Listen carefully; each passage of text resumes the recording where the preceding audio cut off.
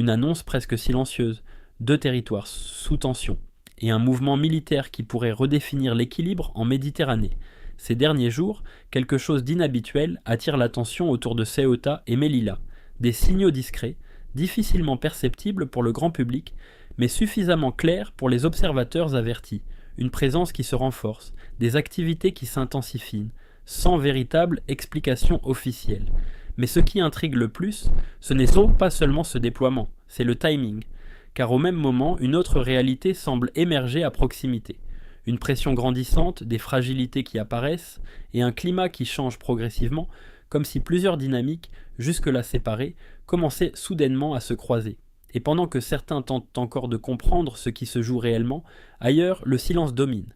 À Alger, rien ne semble laissé au hasard. Le président Abdelmadjid Tebboune observe, analyse et attend. Car derrière ces mouvements discrets pourrait se cacher bien plus qu'une simple démonstration de présence. Peut-être le début d'un basculement stratégique.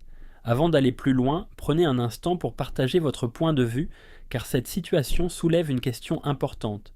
Selon vous, l'Algérie doit-elle réagir face aux récents mouvements autour de Ceuta et Melilla? Pour participer, c'est simple. Écrivez en commentaire « Oui, il faut répondre » ou « Non, restez stratégique ». Votre avis permet de lancer un vrai débat et d'apporter différentes perspectives sur cette situation. Et si vous appréciez ce type d'analyse immersive et géopolitique, pensez à liker la vidéo, à la partager et à vous abonner à Prisme Algérie pour ne rien manquer des prochaines publications. Au large des côtes nord-africaines, la mer semble calme. Le vent glisse lentement sur la surface, sans laisser présager les tensions invisibles qui se jouent au-dessus et au-delà de cet horizon paisible. Pourtant, à quelques centaines de kilomètres, dans 2 enclaves stratégiques que sont Ceuta et Melilla, une activité inhabituelle commence à prendre forme. Rien de spectaculaire à première vue, pas de déclarations officielles marquantes, pas d'images chocs, seulement des indices, des mouvements discrets, des rotations plus fréquentes, une présence qui s'intensifie sans véritable annonce. Dans les ports, certains équipements apparaissent, sur le terrain des ajustements s'opèrent. Tout semble maîtrisé, presque silencieux, mais rien n'est laissé au hasard. Les observateurs les plus attentifs commencent à relier ces éléments entre eux. Ce qui pouvait passer pour des opérations de routine prend une autre dimension lorsqu'on les replace dans un contexte plus large. Chaque détail compte. Chaque changement, même minime, devient une pièce d'un puzzle plus complexe. Dans les centres d'analyse, les cartes sont mises à jour, les flux surveillés, les mouvements comparés aux données passées. Une question revient sans cesse, sans réponse immédiate. Pourquoi maintenant? Pourquoi ici? Pendant ce temps, sur le terrain, la vie continue. Les habitants poursuivent leurs activités, parfois conscients, parfois indifférents à ce qui se joue autour d'eux, mais une atmosphère particulière s'installe, difficile à définir, comme une tension latente qui ne dit pas encore son nom. Et à mesure que les heures passent, une certitude commence à émerger chez ceux qui observent de près. Ce qui se déroule dans ces zones stratégiques n'est probablement pas un simple ajustement logistique. C'est peut-être le début de quelque chose de plus vaste. Imaginez un jeune analyste assis devant plusieurs écrans dans une pièce faiblement éclairée. La nuit est déjà bien avancée, mais pour lui, le temps semble suspendu. Ses yeux parcourent des cartes, des données, des mouvements enregistrés heure par heure. Rien ne semble alarmant à première vue. Et pourtant, quelque chose le dérange. Il zoome, recule, compare avec des archives plus anciennes. Les mêmes zones, les mêmes points stratégiques, mais pas les mêmes dynamiques. Les déplacements sont plus fréquents. Les schémas changent légèrement. Suffisamment pour éveiller un doute, mais pas assez pour tirer une conclusion immédiate. Il s'arrête un instant, se passe la main sur le visage, puis regarde à nouveau l'écran principal. Ce n'est pas une crise visible, pas encore. C'est autre chose, une impression diffuse, difficile à expliquer, comme si plusieurs éléments se mettaient lentement en place sans jamais se révéler complètement.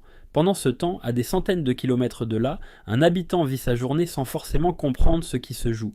Il entend des discussions, capte des fragments d'informations, perçoit une tension dans les conversations. Rien de précis, mais une sensation que quelque chose évolue, 2 réalités coexistent alors. D'un côté, ceux qui observent et tentent d'anticiper, de l'autre, ceux qui ressentent sans forcément voir. Entre les deux, une zone floue où les certitudes n'existent pas encore. L'analyste revient à ses écrans. Il note, compare, hésite. Il sait que ces petits changements peuvent parfois annoncer des transformations bien plus importantes. Mais il sait aussi que tout peut rester silencieux, jusqu'au moment où tout devient évident.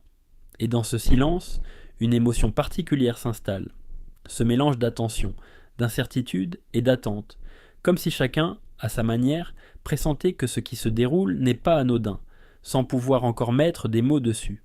Pour comprendre ce qui se joue réellement, il faut remonter à plusieurs décisions clés qui ont progressivement redessiné les équilibres dans cette région sensible. Rien n'est apparu soudainement. Chaque évolution actuelle s'inscrit dans une continuité, faite de choix politiques, de repositionnements stratégiques et de tensions accumulées. Depuis plusieurs années, la relation entre Algérie et Maroc s'est profondément dégradée. Des différends diplomatiques, des désaccords sur des questions territoriales et des ruptures de communication ont progressivement fermé les canaux traditionnels de coopération.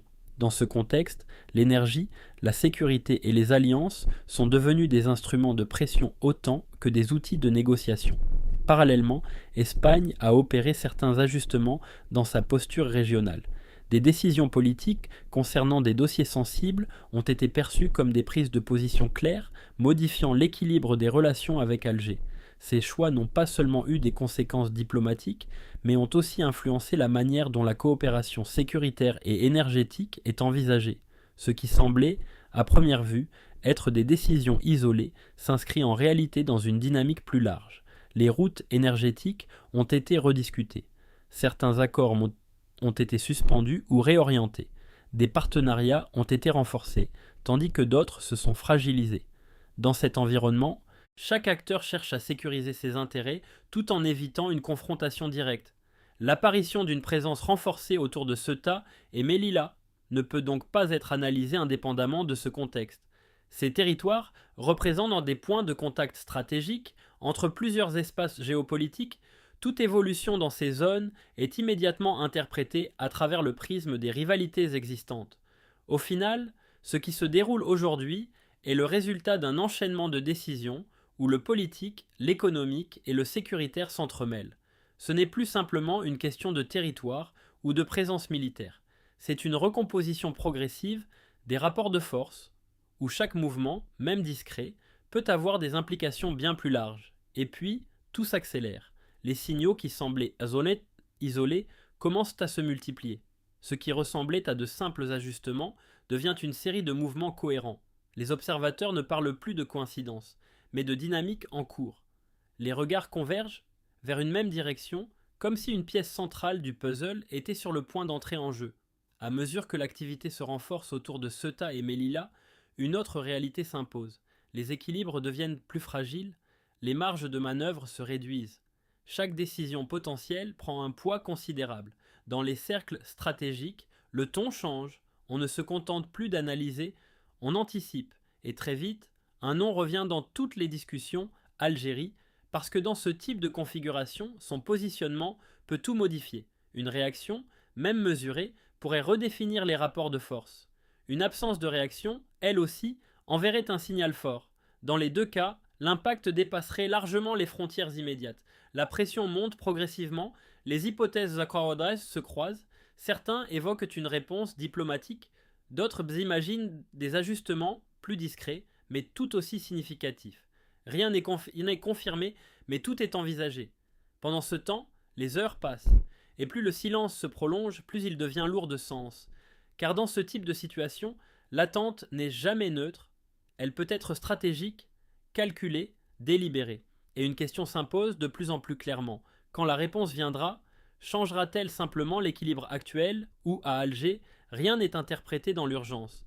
Chaque évolution est replacée dans une vision plus large où le court terme ne doit jamais compromettre les équilibres stratégiques construits sur la durée.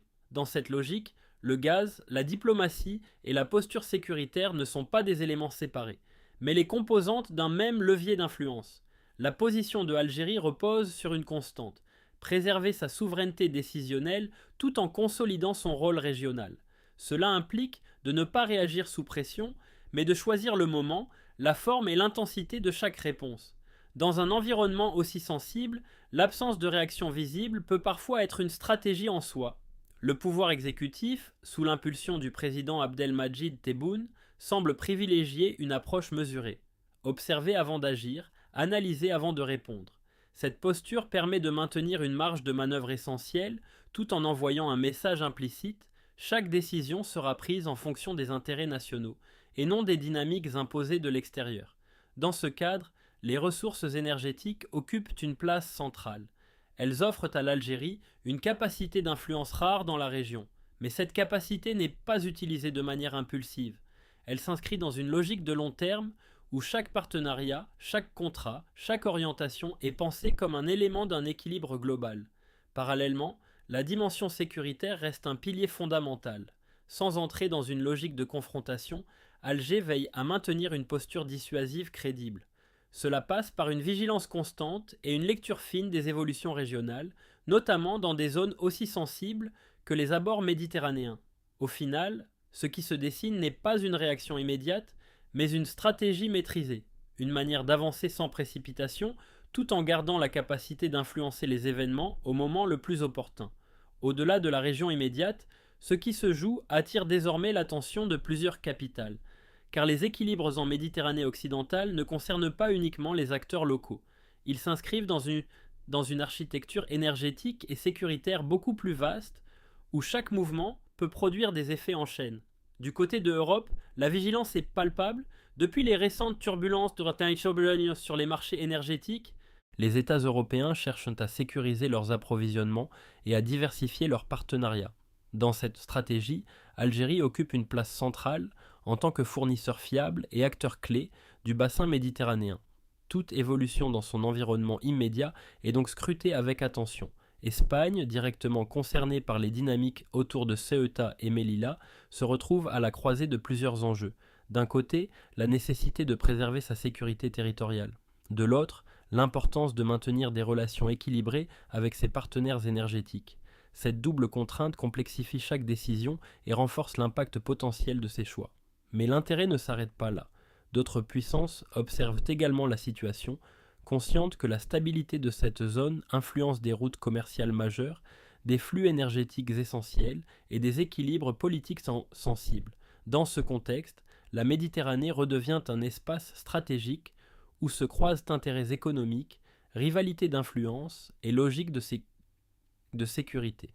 Chaque signal, même discret, est interprété dans une lecture globale. Une présence militaire renforcée peut être perçue comme un message. Une absence de réaction peut être analysée comme une posture calculée. Rien n'est neutre, tout peut être intégré dans une stratégie plus large. Ainsi, ce qui pourrait sembler, à première vue, limité à une zone géographique précise, prend une dimension internationale. Les décisions prises aujourd'hui, ou celles qui seront prises demain, pourraient influencer bien au-delà des frontières visibles. Et dans ce jeu complexe, chaque acteur avance avec prudence, conscient que le moindre déséquilibre peut redessiner l'ensemble du paysage géopolitique.